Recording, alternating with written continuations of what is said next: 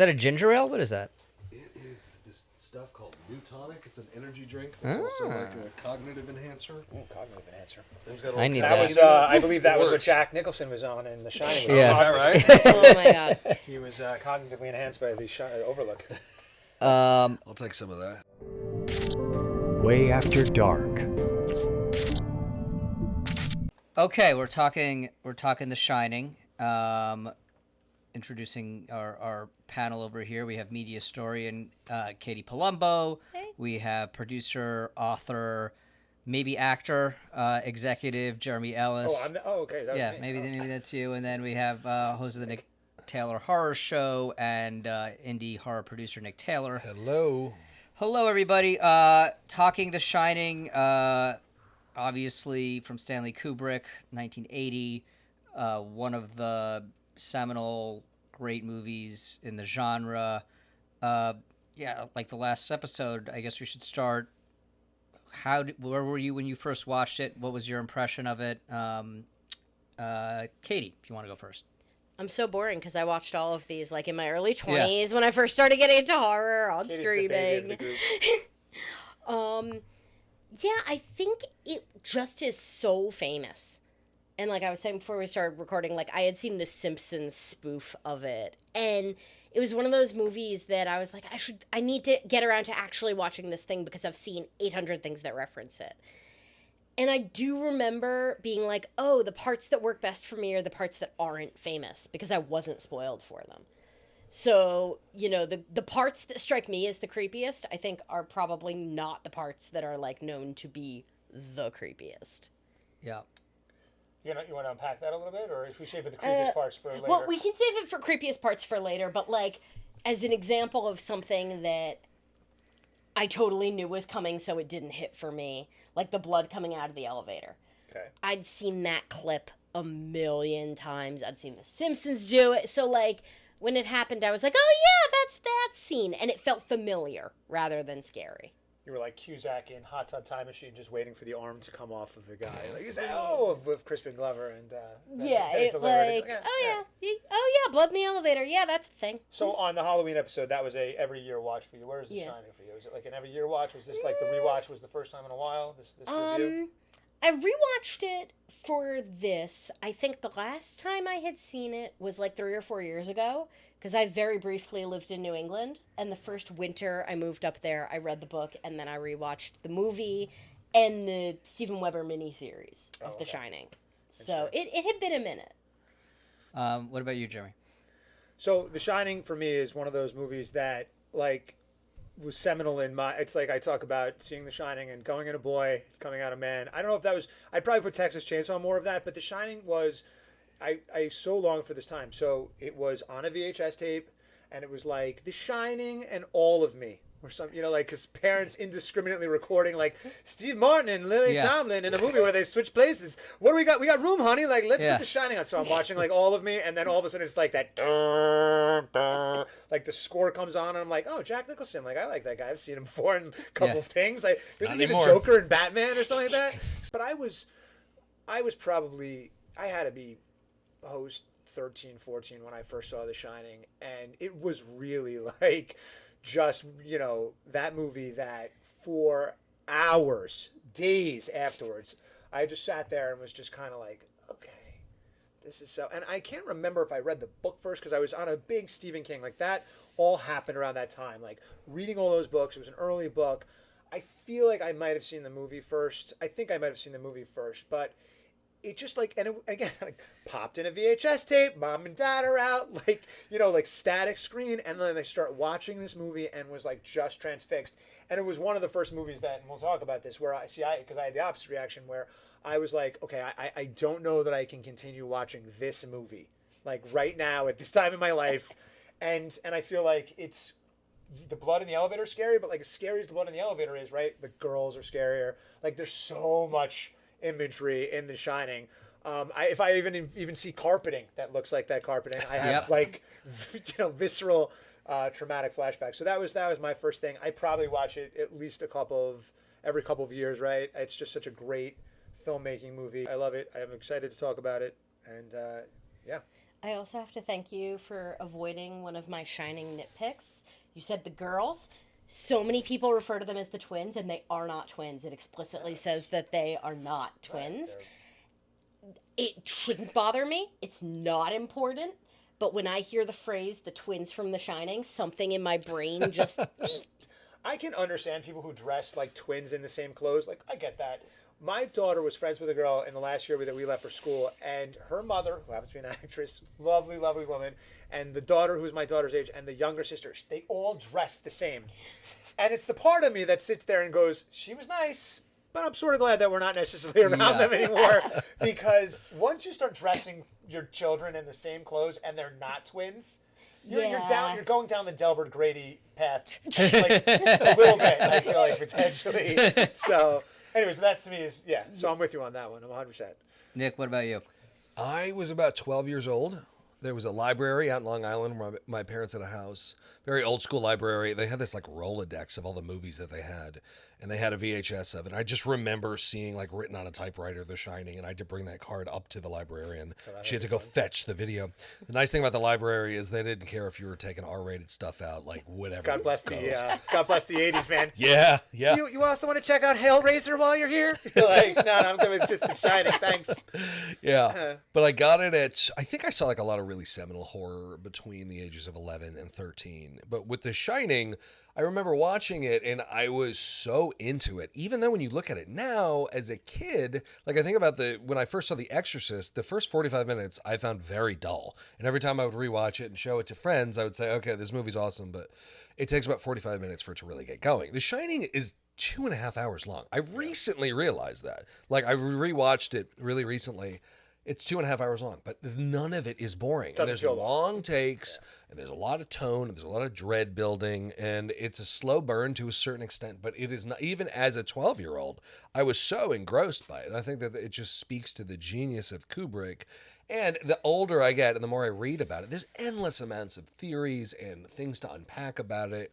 It is a movie that just does not age in a lot of ways, but also there's so many layers to unravel, and the older you get, the more you understand certain things. I think it's a movie that withstands the test of time in a way that I can't say any other movie has for me. Yeah. Well, look, for me, The Shining is one of the reasons that I became somebody who wanted to work in Hollywood and wanted to work in this and it wasn't that I thought, oh, this was the most brilliant thing ever, the story of when I first watched it. So I'll go back even before. The first real horror movie that I saw in theaters was The Sixth Sense. I was 14, I think, and it got me really curious as to, oh, that movie scared me. What other movies are there like this? And my mom subscribed to Entertainment Weekly, and I think there was an article that had like the top scariest movies, of all time. And I remember The Exorcist was number 1. The Shining was like 2 or 3, but it was up there. And I was like, oh, I'm really curious about this. And so at that same time, Warner Brothers released the Stanley Kubrick collection. So, and I brought, Katie knows that I have this, like the white DVD or white VHS with the blue heading. At that time, it was a VHS. So I watched it, and with the VHS tape, you see the making of Vivian Kubrick's documentary is on first. Get out of here. Yeah. On the VHS tape? Yep. Wow. So I mean, someone can maybe fact check me on that, but I'm almost positive. I was like, is this the movie? Like, why am I watching this? And home video in the 80s. Yeah, put the whole documentary and so it's on like first. I was like, oh, okay. It didn't necessarily give away the plot, and I didn't do anything in terms of lessening my enjoyment of the movie. But I was like, okay, so that was like it's a half hour, 35-minute making of, and I want to get into that because that opens up a whole can of worms in terms of the Kubrick Shelley Duvall dynamic. But tender and loving. Yeah, yes, exactly.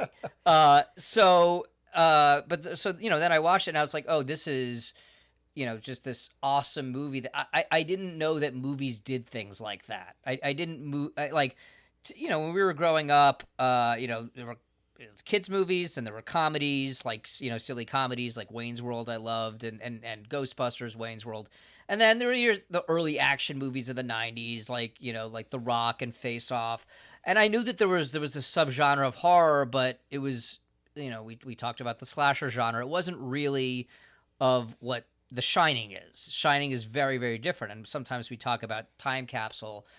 I don't think The Shining fits neatly into a time capsule. I think timeless. I think Nick said it's timeless, and you could tell me that it was made that it came out in the late 1960s. Because of the look of the film and look of what we know what Jack Nicholson looks like, probably not later than the mid 80s, but it has a timeless quality to it. The scope of the sets, there's just the wide angle shots that Kubrick is known for. Obviously Nicholson's performance, which is something that we'll get into, which was divisive. And then there were some genuine scares, supernatural stuff towards the end. I was like, oh, this is so cool. And the reason, what I say is, like, it got me into this. Then it got me down a Kubrick rabbit hole. And then in college, I took a Kubrick course, and then I took a film course. I was like, oh, this is a career. And so for me, this was Sean's gateway drug. Yeah, it was my gateway drug to hell. It's like starting with LSD. Right? Yeah, exactly. So it's a really important movie for me. I do watch it probably every 3 or so years or whatever it is. Katie and I watched it recently. And I'm psyched to talk about it too. So some fun. Just quick while we get into it. So like The Shining, 1980, considered a psychological horror. You're looking for subgenre. I don't know if that's old. It's directed by Stanley Kubrick, based on the Stephen King novel, which was its own bestseller and seminal in his career. Starring Jack Nicholson, Shelley Duvall, Danny Lloyd, who played Danny Torrance, Scatman Crothers as Halloran, the chef, and very small movie, pretty self-contained. I don't know. Let me see. Do we have any budget information on this thing? The budget was $19 million. The box office was $48 million at the time. God even knows how much money it's gone on to make since then, but I would imagine it's probably significant. That's less than I would think. You would think it would have made more. It didn't do well. It was kind of a flop when it came out. It was considered a failure, a box office. Oh, is that right? The Shining was considered a failure? Critical failure. Interesting. It's so different from everything else that was out, and that's one of those things that when something first comes out, you can have people be like, this is so innovative, but you can also have people be like, I don't know what to make of this. And it takes time for it to find its footing. It was ahead of its time, for sure. It still is. Something I think is also important to mention with The Shining, as a huge Stephen King fan, I do feel like it's kind of well known Stephen King does not like this movie. I am a big fan of the book, and I will say, when I was rewatching the movie recently for the podcast, I think it's so important to think of them as two separate entities. 100%. Because if you watch this movie being like, is it a good adaptation of the book? The answer is no. It misses a lot of the themes. It misses characterization. So I think what's really important is to think of this as a movie that is inspired by The Shining rather than being an adaptation of The Shining. Because I think when I had watched it, however many 4 years ago, right after reading the book, I was like, this movie is not as good as I remembered. And then when I watched it with Sean recently, and I was like, okay, I need to make peace with these are two different things. I was like, this is a really good movie. It's just not The Shining. It's just not that book. Yeah. I'm just curious, while you're on that, did you see the Stephen King miniseries that he did? I have. The filmmaking quality is not. Mick Garris, this. I like Mick Garris. I loved Masters of Horror. We were talking about John Carpenter earlier. I think. Did Mick direct it? Mick directed it, right? a couple Yeah, of them. that's right. He EP'd it. Master of Horror. I think the budget shows the lack of budget in the miniseries. By the way, same budget as Seven. $21 million at the time. Seven has less CGI though. That's fair. Better movie. In general, and this has been talked about so much, so I don't feel like I need to go into like super detail. In the book, Jack Torrance is very much a good man who loves his family, struggling with addiction and the hotel. Mm-hmm. When I watch the Kubrick movie, he seems to hate his family from the jump. Mm-hmm. And he seems a little unhinged from the beginning. And if you watch it as its own piece of media, that works. And it's perfect. And it adds a level of threat and tension. But when you have a movie when you have a source material about a fundamentally decent man being corrupted, that is what the miniseries is. Steven Weber is playing Jack. There's a scene in all versions where Jack says to Danny, you know I would never hurt you, you know I love you. And in the book and in the miniseries, you feel like he loves his child and really wants to communicate this. Jack Nicholson's delivery of that line, to me, feels threatening. He's like, I would never hurt you. Yeah. And he sounds like he's about to strangle that child. And so I think, as I said, it's been talked about a million times. You can find so much information about it. But I do just want to start out by saying it's really important to specify, like, we're talking about the movie and its own merits and kind of putting aside the source material. That's an important distinction. I had not read the book, and I think that is looking back, watching it again, and we'll get to this during the hot take segment, but Jack Nicholson's performance is of somebody who I just think is a villain. I think of him as a villain, and I think of him as, not a good person. And the movie to me still works. It still works as its own thing, and I still admire it in kind of in a different way, but I don't lose anything from that distinction. When I first watched it, I didn't really look at it through Jack Torrance's perspective, even though you definitely can. I looked at it, I was closer to Danny's age at the time, so I'm looking at more through Danny's, and then I think you get so much out of that, right? You get, all the jump scares, you get, what is Tony showing him, and all of that. But I think that regardless of, King's novel, The Shining itself, to me, really, really does hold up. I want to sort of talk about this also in terms of Kubrick's career. I find it interesting, in the narrative of one of the sort of most prolific directors' career arc. Because here you have somebody who, in the 60s, had coming off of Spartacus, and I'm going to, muffle the order. I know that he did Lolita, but, like, you have Dr. Strangelove, which, is one of the great satires ever. Right. Now you can call it the War Room again, so you can say there's no fighting in the War Room. Yeah. Just like one of the great satires. And then you have this whole other thing in 2001. What that becomes, that sort of epic, literally called Space Odyssey. Right. Clockwork Orange, another adaptation. Great children's movie. Kids love it. Great kids movie. McDonald's toys for a while. Yeah. It was a Happy Meal. Yeah. So that might be my favorite movie of his, and then you have Barry Lyndon, which was a commercial failure. But was a big sort of epic scale thing, and The Shining was his next one, right?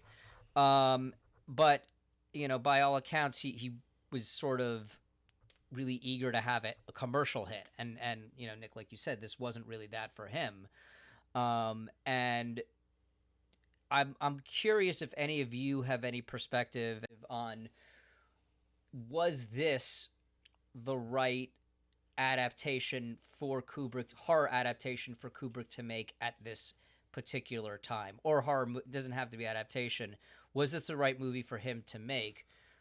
Because he was looking at a lot of horror books, a lot of scripts at that time to make something specifically in this genre, and The Shining was the one.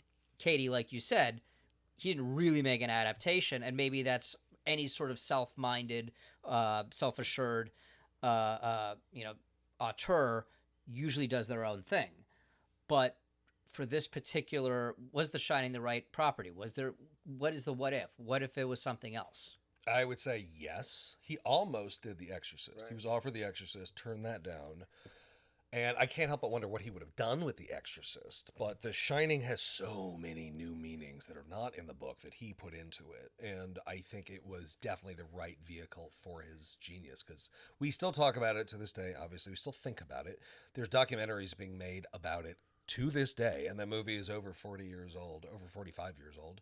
Or I think it is this is the 45th year, right? 1980? Yeah, that makes sense. 45 years. Yes. Yeah, 45th anniversary. We're still basically figuring out what was happening. And I think it stands the test of time, So I think it was the best thing for him to do. Because Kubrick was toying with the idea of horror and madness with Clockwork Orange and aspects of 2001. And I think finally him exploring man's capacity to become completely unhinged and stare evil directly in the eye, I think everything was preparing him for The Shining. And I don't think it overdoes it at all. I think it's very indicative of Kubrick's genius. And I don't think the movie ever overstays its welcome, nor does it go too far. I think it's like it was exactly what he was meant to do at that time. See, I think The Shining is arguably a perfect movie. Like, yeah. I think there's a handful of, really truly perfect movies, and I think The Shining is a perfect movie. I think just on the track that you raised, Katie, of like King versus Kubrick, it makes a big deal. It's great for a podcast of like the divide between the two of them. But, Kubrick did say the reason he ultimately chose this one, to your point, Sean, was he really thought Stephen King had, tapped into an interesting way of doing this kind of a story within the genre. Like, it sort of elevated the genre.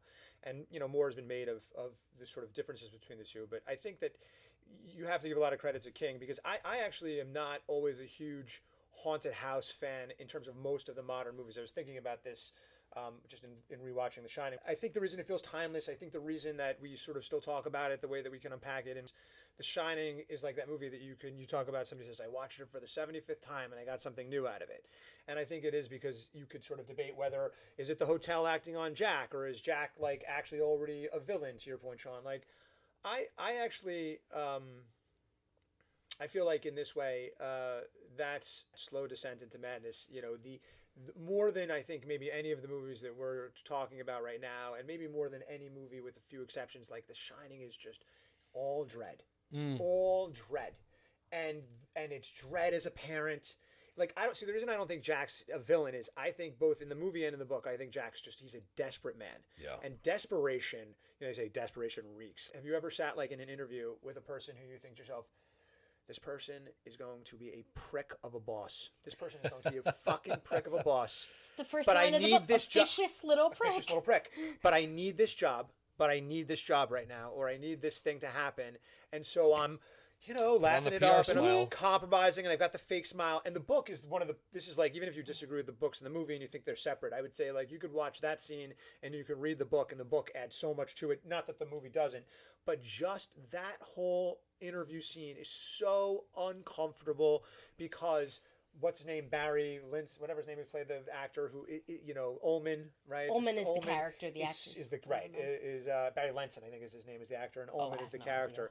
Is such, right, like he does that thing that you would think, especially in today's world, I feel like nobody would ever do. He's like, well, I'm just be straight with you. He's like, I would not have hired you. You would have not been my choice. And it's the thing that Kubrick does so well, like he's just slowly, with that first scene, unpacking it, and so you get all this information, and that's before you get into the whole like, they're having the meeting in a room that's part of a hotel that couldn't possibly exist structurally, and why are the windows looking out? It would be looking out into the lobby, and all that other like subliminal, disorienting, breaking the 180 rules that he does throughout the movie. Like, there's so many good things, but just on a straight storytelling level, like, he's there, he needs this job, and you come to find out about his drinking, and of course this then intercuts with Shelley Duvall at home with Danny, which I feel like is just more of that. Like, it's just more of like you just sit there and go, oh my God, this is just going to be slowly dreadful. Like, as things just unravel. And then they get in the car together, and the way that they're talking to each other, he is phoning it in as a human, just trying to not go insane.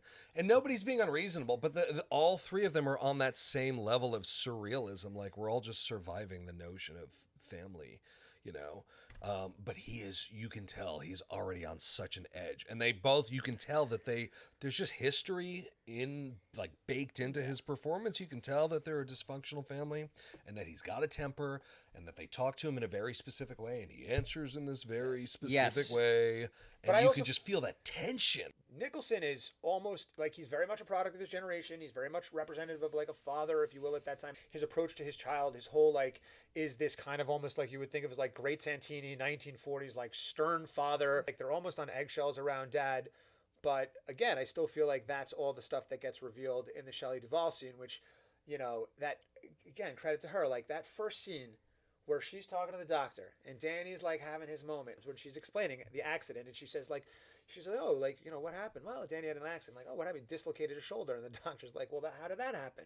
And Shelley Duvall says, the answers she gives is, she says, well, you know, it's just one of those. It was just one of those things. She makes excuses. Enabler. To piggyback on what you say about the opening, the first shot, like, you know, this sort of overhead, you know, watching them drive in, you know, I was saying earlier that it's such an interesting start because it's beautiful, like the setting to the Overlook Hotel, just that trail, that you know, helicopter shots were like so famous. It's redone, and if you look for it now, every horror movie starts with a drone shot of people driving. Like look for it, you'll see just about every horror movie. That's really interesting, and I see that but it's so not, and but you have the score, and the score like completely undermines that. So to me, that it's like really, really interesting that it's like, oh, this is beautiful. Why is this music playing? To get back to Shelley Duvall, though, you know, her defense of Jack Torrance in those first scenes, and then you watch the Vivian Kubrick documentary, her defense of Stanley Kubrick as a filmmaker, is like, yeah, you know what, he got the best out of me. You know, he got, and I'm a better actor for it. I learned more from him, you know, in just this one movie than I did in almost every other acting job. Meanwhile, her hair's falling out from the stress. If you think of a film set as a house, like that is what Stanley Kubrick was doing to her, was domestic violence on a set scale. Yeah, like and there's something really ironic. See, I'm going to be the contrarian take on that one. I guess we'll save it. Go ahead. Save it. Well, I feel like there's something really ironic about making a movie about a woman being abused by her husband and then abusing a woman to get that performance. Yeah. Now, obviously, look, different time, like different, like, you know, we know, and, you know, those of us who have worked in this industry, unfortunately, there are some bosses who are very abusive emotionally. There was definitely that element that existed according to that documentary. And I think Shelley Duvall, her performance to me, after you understand who Jack Torrance was as a character, then that makes sense. That makes a lot more sense how she's reacting in what is sort of a one-note performance, right? Like, it is very, very screamy, very screechy, but Jack has that same sort of presence towards her. So I didn't love Wendy as a character when I first used to watch the movie, like the first few times. You're not supposed to. Yeah. Then I'm like, oh, I get her more as I sort of dug into that a little bit more. Wendy is like, so I worked on Breaking Bad, and like after the show would get underway, like you would always get this fan mail and stuff. They're like, I hate Skylar. I freaking hate Skylar, you know, because it was like the woman who was holding back, again, the main character or the star.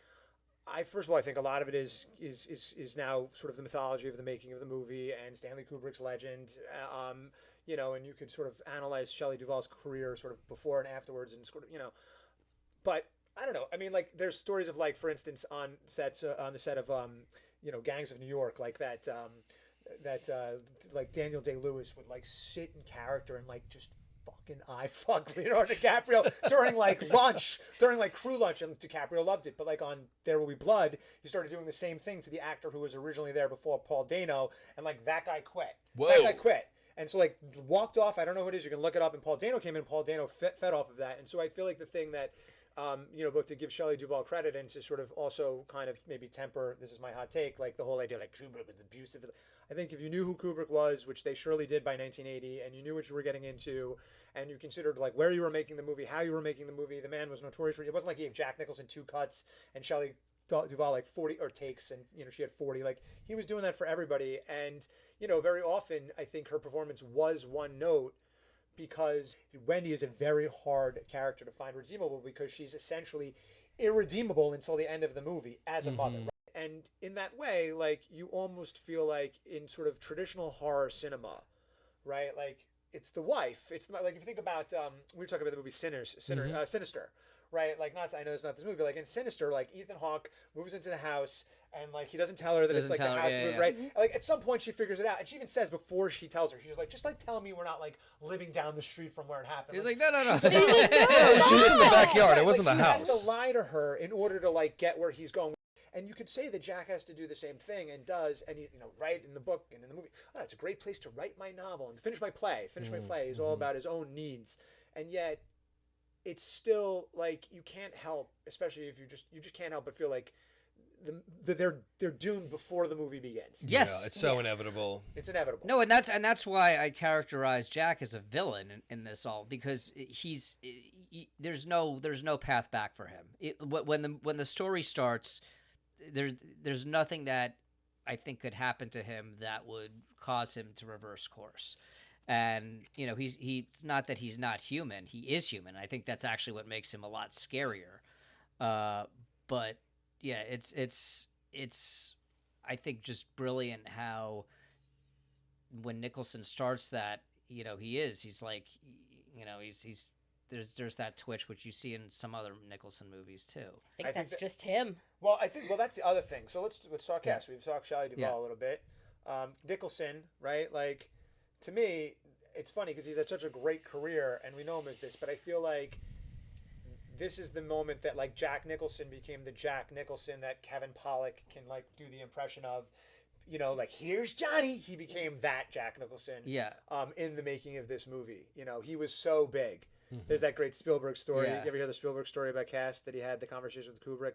Spielberg was talking to Kubrick and he said, what do you think of The Shining the first time he asked him? And he didn't like it. Yeah. He's like, I didn't really like it. He's like, I just thought Jack was too big. And so Kubrick said to him, he said, well, like, name your 5 favorite actors. And yeah, right. So his name's like Montgomery Clift and all these other people, and then Kubrick says, see, you didn't name James Cagney, and like that's my favorite actor, and James Cagney's over the top. And so the point was Spielberg was like, oh, like, okay, like he likes the big performance of a guy like Jack, and I feel like the thing that Shelley Duvall, to her credit, and I think this is what Kubrick was going for was, you can't have two people being that big, right? Like, there's a reason Pacino and Heat are only in one scene together in Heat, in De Niro and Heat, right? Like, There's a great line I remember in Trumbo where Don Trumbo says to Otto Preminger, he's like, if I write every scene like amazing, you're gonna have a mediocre movie. And Preminger says, write every scene amazing and I'll direct them mediocre, right? Like you can't have each thing big. And I feel like that's what Kubrick was trying to get from Duvall, whereas like Nicholson is, and you see it even in the documentary, finished with the assignment. He's so big. Yeah. He's so big, but not through the whole movie. No. I thought it was pretty measured. He's got moments where he gets completely unhinged and snaps, but everything else I thought was very subtle and kind of understated, but I think that allows the contrast to happen. When he goes crazy, he flies off the handle. I thought he is at two different extremes. Sometimes he's like, here's Johnny running around crazy doing big faces. And the scenes where he's calm, he's so deadpan. Like the scene I referenced earlier where he's talking to Danny and saying, I would never. I would never. So it never feels like a conversation like the tone of a conversation you would have. Mm-hmm. It's always either so exuberant or so flat. It never really feels natural. The scariest scene, when I was younger watching it, I thought the scariest scenes were like towards the end, right? It's where Halloran gets chopped down by the axe, or you have the great party, isn't it, guy who's bleeding. It's like some of the supernatural stuff towards the end. Rewatching it recently, to me, by far the scariest scene is with Wendy and Danny playing outside in the snow. He's right, yeah. And he's just like, he has the scariest like sort of gaze at them.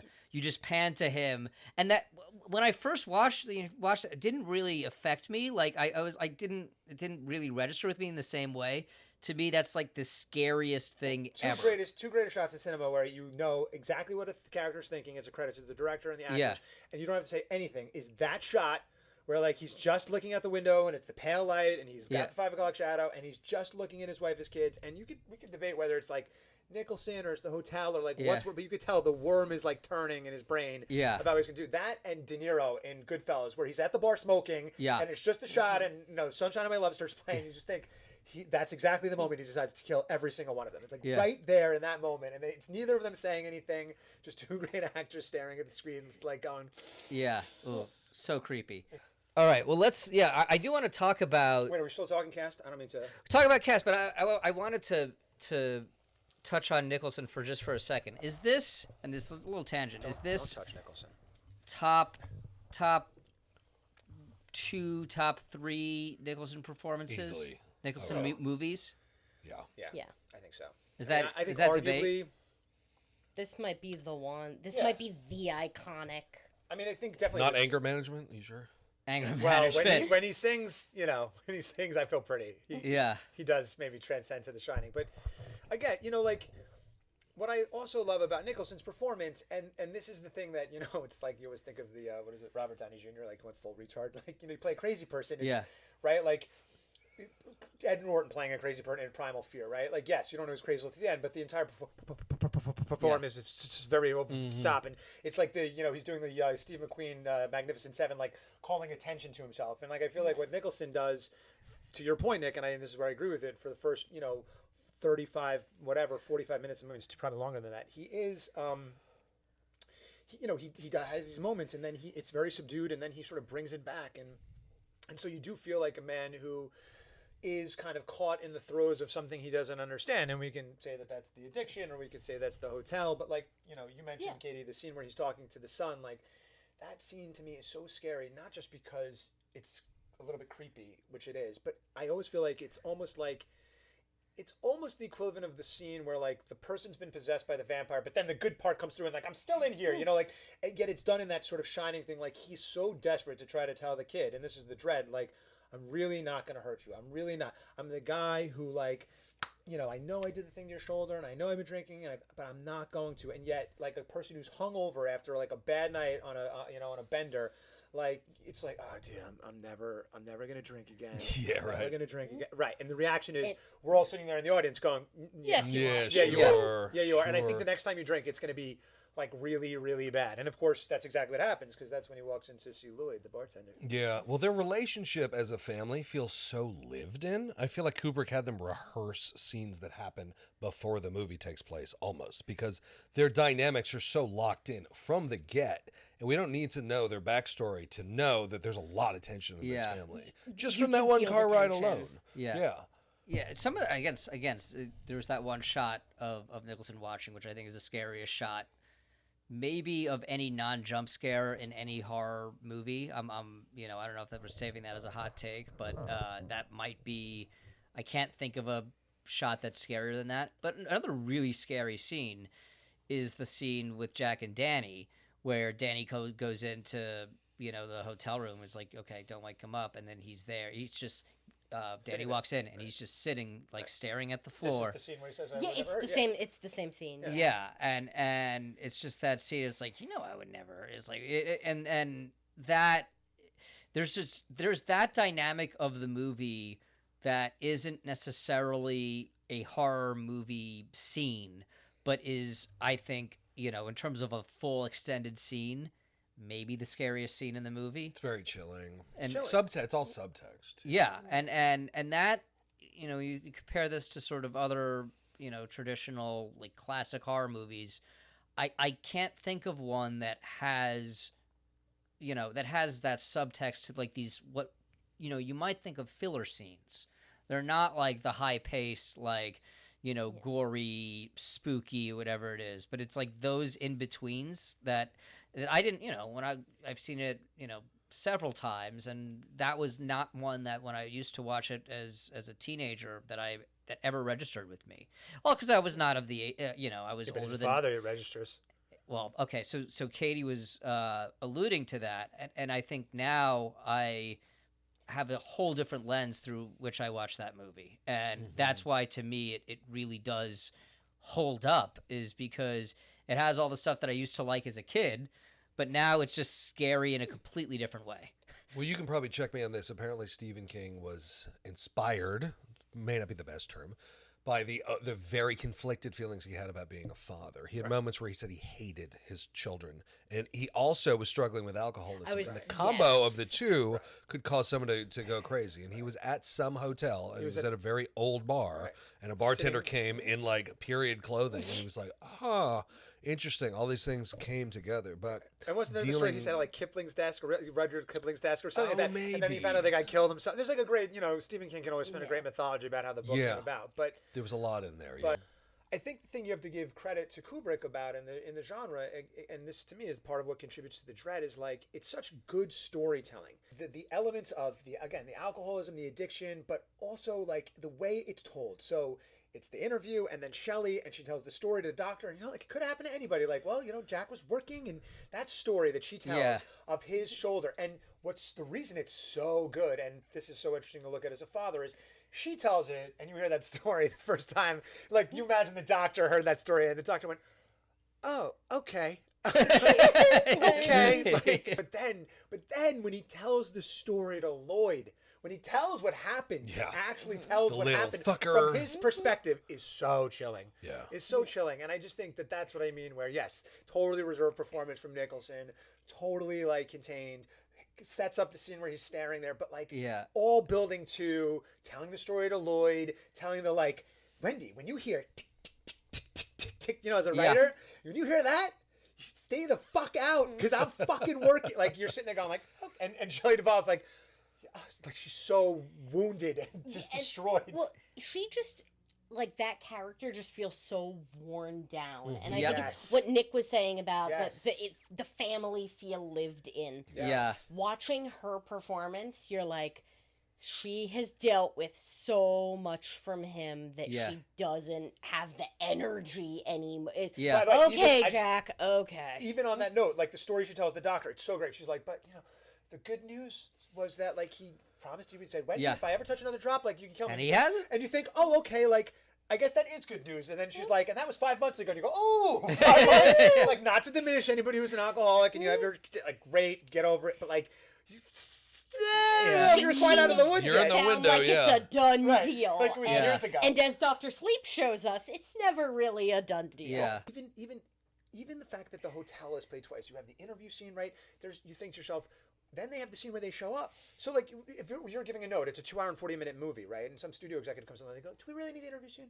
Like, why don't you have, like, a quick interview, he gets the job, and then, like, we can just have them showing up. Yeah. Excuse me. How dare you. Bless you. How dare you. Pardon me. This will be the last time Nick is on this podcast. No, I just think, like, they show up, and then you get to the whole Scatman Crothers and the showing of the hotel and, all that stuff. So obviously, like, he was interesting casting, I think, in that way. He was so great. And so my favorite thing is his bedroom in Miami with the 2 posters. The greatest, greatest set dressing I've ever seen in my entire life. So good. Not that there's not one, but 2. Yeah. And we cut back and forth between them in, like, the most wonderful way. So I think the thing that Kubrick tapped into, and I don't know if this is the coldness of the performance or if it's the brilliance of Kubrick or what it was, but as Kubrick makes these choices, like, in the book, Scatman Crothers gets there and is, like, actually important. Like, he actually is helpful to them surviving. And he lives. And he lives. He shows up at the hotel, axed in the stomach, dead, like, in 5 seconds. And I always thought, I had heard a theory after the fact that it was, like, it's all the hotel. It's all the hotel bringing all the people back, all the pieces back, that everything Shelley Duvall is seeing when she starts to, when it all sort of unravels for her, and she's seeing those great shots of, like, the dog suit blowjob and with Delbert Grade and all that. Like, all it is just all these people were always here. This hotel has always been haunted. It's always been evil. Like, Jack Nicholson is like, he was sent out into the world to bring Danny to the hotel, right? Like, the whole thing. It's like the Hereditary thing, right? Like, Toni Collette, like, the whole reason for it was to bring. And again, I'm not saying, I don't know that I've never, it was just one of the interesting fan theories that sort of came up. I thought it was good. It's an interesting one, because I actually, and I said this when we were watching it recently, like last week to get ready for the podcast, that ending where that he is always, earlier they say you've always been the caretaker, and then the ending with the photograph. I said to Sean, I was like, I love that moment. I think it's so cool. I have no idea what it means. I don't know, but I still think it's really cool. He wanted us to think about it, and he never answers the question. It's like, what is actually happening? Because you said you'd classify the Shining as psychological horror. I would call it. I didn't, but yeah, that's or on whatever Wikipedia generally says. disagree with Wikipedia. I would say cosmic horror. Interesting. Cosmic horror being horror that, like, transcends the notion of Newtonian physics and our understanding of time and space, and the idea that the Overlook is this loop of time and loop of violence, And it's a metaphor for alcoholism and generational trauma. And Danny is brought back into it, basically. And they're just perpetuating, just like ghosts, the metaphor of these ghosts and violence. It's all about the cycle of abuse and cycle of alcoholism. And as we see in Dr. Sleep, which I had very mixed feelings about, Danny succumbs. He becomes an alcoholic, even though he did technically get out of the house. But the idea Jack has always been there, we don't really know. It's never really explained. Is Jack a ghost? Is he not a ghost? It was never explained. But it's cosmic horror. But it's also a metaphor for the cycle of abuse. And then also, obviously, there was this whole other metaphor happening about the violent history of America through all of the Native American imagery, like all the upholstery in the Overlook is all these Native American textiles, and obviously the calumet being the very iconic example of that. Like Ullman would ever have that in his office. Yeah, right. But the kind of dual metaphor of the cycle of violence in America, and the Overlook is built on a Native American burial ground. They tell us that in the very beginning, but also this cyclical nature of alcoholism. Like if your dad was an alcoholic, good chance you're going to be too. That's why when Danny's in the maze, he is able to outsmart his father by backtracking. And the idea is that like, if you're being chased by your trauma or whatever you're inheriting, the only way out is to retrace your steps, to really understand where that trauma came from. You know, there's so much, many layers to this. Really interesting take. And what you were saying with the Native American, I had always seen the visual elements. When I watched it this most recent time, I was noticing the soundtrack so much more, like the score. And there's a lot of music that sounds as though it's inspired by Native American music. Oh, I never noticed that. I had never noticed it either. And that, like I said, for whatever reason, that struck me. And the number of time that the soundtrack sounds like a lot of voices all saying the same thing. And even if they're not saying words, even if they're just vocalizing, it's a lot of voices all doing the exact same thing, which I feel like the hotel is a lot of individual elements, but they're all on the same pack. They're all on the same pack. Interesting. Yeah, you're making me want to get a vinyl player and get this soundtrack on vinyl so I can hear it. To me, that's why it has a timeless quality, because you could see this family existing in any time period. Oh, yeah. You could swap the costumes and make The Shining in any era ever. Yeah. Because even though, like you said, notions of parenting have changed. Yeah. Not everybody is going to... There's always going to be people who are bad parents. Yeah. That's just, and because they're so isolated, but there is no one to step in and say, oh my God, that's horrible. So I think you're right. It's one of those movies that you could say it's set in any time period at all, and it works. And I wouldn't even say that necessarily the parenting aspect of it. I would even say more that it's just like this dude, Jack Torrance, who is just so broken as a person, and that brokenness has made him miserable to other people, including his wife, and he can't help it. I think he does love Danny, but I think he's miserable to Danny as well. So that, there unfortunately these dynamics between families, between people exist, and that's why it's relatable. Like you could see a kernel of that in anything. The woman in 237, is it 237 or 237? It is it's 217 in the book, which might be throwing you off a little bit. The hotel they filmed in had a room 217 and not a room 237. So they said, if you're going to make a room evil, please make it one that we don't give to actual guests. Right. Oh, although, really funny. I think the number of guests who would have showed up and asked to stay in that room would have been... Oh, yeah, I would have done it. I think it was a missed opportunity, but that was that was a good marketing opportunity. Well, also, allegedly, there's the urban legend that the moon is 237,000 miles away from Earth, and I don't know how many people want to read into the whole Kubrick admitting that he filmed the moon landing theory that's present in The Shining, but it's a deep rabbit hole that I don't think we have time for. There's a whole movie about it called Room 237. Right. Rodney Asher, it's awesome. But that room, so here's, we say, oh, this is a perfect movie. I have some nitpicking. That's a creepy scene. I would not change that scene with the woman in 237.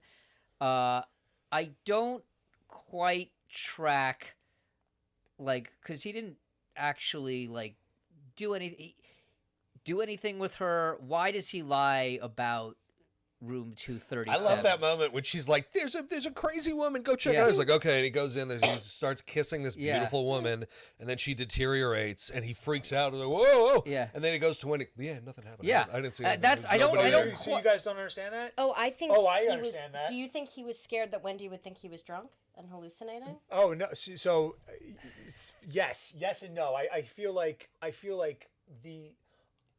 that if you're a blackout drunk like he was, you've probably imagined instances that, like, when you try to describe it to somebody, like, it's like, that didn't happen. Or somebody says, "Don't you remember this thing happened?" And you don't. And so I feel like, and I also think that, like, it's probably the moment in the movie where he begins to realize, like, there's something seriously wrong with me. Mm-hmm. And that's the other reason why I feel like he's not villainous to me. Like, he becomes villainous, surely, but, like, a villain to me is somebody who is, like, again, it's over the top, but the villain embraces who they are. They know who they are. Whereas, like, to me, that scene is, first of all, it's great because I feel like it shows the cleverness and the craftiness of the hotel. When he goes into that room, though, it's the woman who gets out of the bath. Like, everything about that scene is, at first, it's like sensual and alluring, and it's slow motion, and it's like a dream, and she's naked, and she's like stunning, and she doesn't say anything, and she kisses him. It's like the literal wet dream of, like, a desperate man, right? Like, in some ways, like, she encapsulates that woman. She's the embodiment stepping out of the tub of all the things that he would imagine he might get someday if he, like, his play succeeds, right? Like, you can almost see that, like, Jack Nicholson doesn't kill his wife and kid, writes a great play, it becomes the toast of the town, and then, like, a year later, he's divorced from Wendy, right? And he's dating a woman who looks like that. And so, like, to me, it's, like, again, an example of the hotel just luring him in, moving the pieces around the board in such a way, which is, why I think the hotel is able to let him out of the freezer and all those things. I think he may have choked Annie. You think he choked Annie? Well, that's the thing she accuses him of. Really interesting. Yeah. I never thought of that before. Yeah, the subtext is that he's been, like, abusing Danny the whole movie. Nobody is really tracking it because for whatever reason, kids, they're traumatized and they won't tell you that these things are happening. Before we wrap up, I do want to talk a little bit about Dr. Sleep. So you have mixed feelings. Do you want to talk about why your feelings are mixed on that? I'll put it this way. The Blumhouse Exorcist movie, I don't think of that as an Exorcist movie. I enjoyed it as a demonic possession movie, but I don't feel like it's canonically part of the Exorcist franchise. I can't connect the two movies. I felt like Dr. Sleep was like a fun sort of fan fiction film for fans, like diehards of The Shining, but I don't see it as part of the same lineage or part of the... It doesn't feel canonical to me. It was perfectly enjoyable. I enjoyed every minute of it, and I think Mike Flanagan is a genius, particularly with his Stephen King adaptations. Right. But I think I just see The Shining as such a beautiful standalone piece of work that I just can't associate the two with each other. And oh my God, I am aware of how obnoxious this sounds. I read the book first, and this is your contrarian take. No, it just we're talking about movies, and the movies are separate entities.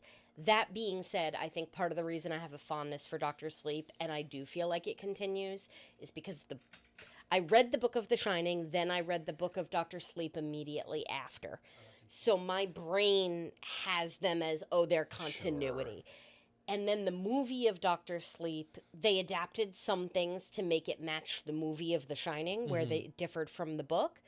So I can completely see where, if you're talking about the 1980 movie as its own piece of media, Dr. Sleep is kind of in a funky place. Yeah. I think because my brain defaults to the books being like the ultimate canon, which is solely within my own brain and no one else has to agree with me. Yeah. That's just how I perceive it. That makes sense. Consider it canon because it's in the books. I do. Okay. Yeah, I do, but I wouldn't fight anybody about it. I enjoyed Dr. Sleep. I thought it was a little too long, but and what was the name of the woman who Rebecca Ferguson, who played Rose the Hat? Yeah, like, to me that was a little bit like that whole tribe. I thought we spent a little bit too much time with them, but I thought it was an enjoyable movie. I think it's interesting. I wanted to bring it up because I think it's interesting that there are a lot of horror franchises out there. I think The Shining has to exist to some degree as its own thing. And I think that, Dr. Sleep, to Nick's point, is an enjoyable movie, and you can link the two of them. Although it was a little bit off-putting to see what was supposed to be Jack Torrance, but it wasn't Jack Nicholson play the Lloyd. Yeah, it was the Henry bartender. Thomas playing Lloyd. Yeah, or playing Jack, but yeah, Nebulous. whoever. Okay, but he's supposed to look like Jack. He is. Yeah, so. To me, that was like, okay, I appreciate the effort there, and I'm glad that movie was made. But The Shining, to go back to the point about it being timeless, is just its own thing, and there's so many ways you can look at it, and so many ways that you can enjoy it. And to sort of dovetail into our hot takes, I would say that my hot take, and I don't know that it's a hot take, I think it's probably pretty standard. I think it's the most rewatchable and broadly accessible horror movie for people who are of the age of watching actual horror movies. And so what I mean by that, I think, we've sort of said this already, you could watch this, as a 13, 14-year-old and be spooked by, the sisters and be spooked by all the supernatural stuff. But you could watch this as a 40-year-old, you could watch this as older than that and be really spooked by the family, by Jack and by Jack and Wendy and by that relationship and just all of these other things that I think the things that I found scary, as a kid are not at all the things that I find scary as an adult and vice versa. Which I don't know that there's another movie that exists that has that. My problem with Dr. Sleep, and I couldn't get into the book, and I know it's King, so I guess it counts as canon, but it's the same thing with the Rob Zombie thing. Like, it's the pathos. Like, you're explaining to me the world suddenly becomes bigger than it was because, there's all these other people, and they collect shines, and they're like psychic vampires. Not the least bit interested. Like, to me, it's the hotel, and it's like one of my favorite conceits in horror is, and because I think this is reflective of real life, despite all the whole, like, whether the hotel is pulling you, like, sometimes you've just wandered into like that dark corner of the world, right? Like you got off at the wrong highway and you ended up at the Bates Motel. I love the end of the shot of Dusk Till Dawn where you pull up and you realize like the bar is actually the Aztecian temple and it's been there and you just any other bar, right? Like and even what she said, like she's like one bar is as good as another one. Like I don't know why'd you pick this bar, and one bar is as good as another one. Like could have been any other hotel that the guy was a part of. And so I feel like once you move beyond that, once you get into like why Darth Vader is Darth Vader, once you get into like why something that is so transcendently evil, which outside of whether Jack was evil or not or becomes evil, like the hotel to me is the personification of evil. So many iconic things. We have to wrap up. Katie, give us your hot take. So this may be because I was spoiled for every single scary moment. I like it. I think it's a good movie. Great movie. I'm not in love with it. Wow. Doesn't even make my top 10. There you go. Why is it? Do you find it boring? Like slow? No, I don't think it's boring. I don't think it's badly made. I don't think there's nothing that I would say is wrong with it. But there are other movies that I've watched that I'm like, I want to be in this world. I want to know more about this. I am in it. And I watched the first time and multiple times since. I've watched The Shining and been like, that was a really well done movie. And then maybe for like a half hour after, I'm like, having a hard time. For like a half hour after, I'll be like, oh, gee, I wonder why he's always been the caretaker. And then I'm done. Man, fair enough. It's not the movie's fault. There's nothing in the movie that I would say, oh, that sucked and that's why I don't like it. There are just other movies that grab me more. Would you, what if Kubrick had adhered to the King's story arc for Jack, would that have changed your opinion? It's hard to tell because I think Jack Nicholson's performance is really engaging, and I don't think it's possible to have that performance and the story arc from the book at the same time. Fair. So I think they're both good elements, but they're not compatible with each other. Totally fair. I thought you were going to say, do you think it would have worked better if Jack Nicholson wore the white William Shatner mask? Yes. as he played Flip him Jack. around, Would that have flip been more him effective? around. That would have been just the whole See, time. this is what I love. And again, I don't know if it's like you think about it, is it generational? Because we saw it when we saw it. Is it that the movie's paced so much slower? Like the way Katie just said that, I feel like it would be like when I showed my daughter Indiana Jones and I was like, "Did you like it?" And she was like, "It was fine." And I was like, Yeah.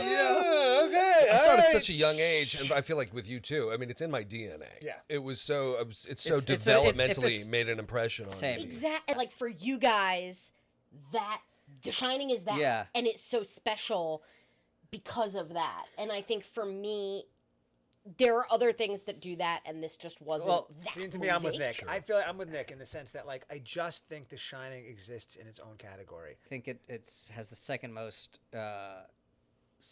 powerful dread aura of any movie, and I'll let you know later on another episode. But okay, thank everybody for listening and for watching. See everybody on the next episode. Way After Dark.